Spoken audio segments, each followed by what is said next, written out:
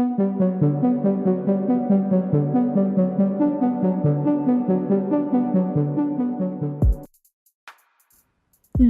untuk Palestina meluas di kampus-kampus elit Amerika Serikat. Sejumlah mahasiswa di kampus tersebut melakukan mogok kuliah dan mendirikan tenda di dalam kampus sebagai bentuk aksi mereka membela Palestina. Pihak kampus merespon dengan mengeluarkan ultimatum untuk menghentikan aksi dan memanggil polisi untuk membubarkan aksi. Alasannya adanya laporan antisemit atau kebencian terhadap Yahudi dari peserta aksi. Kampus juga menuduh pelanggaran memasuki area tanpa izin dan mengganggu perkuliahan. Sebanyak ratusan mahasiswa dan aktivis pendukung Palestina ditangkap pihak kepolisian. Namun bukan menyurutkan, malah penangkapan itu memperluas aksi dukungan ke berbagai kampus di Amerika Serikat.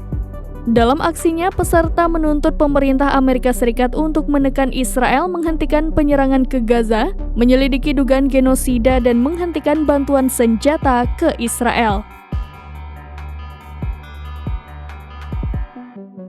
Download Tribun X sekarang, menghadirkan lokal menjadi Indonesia.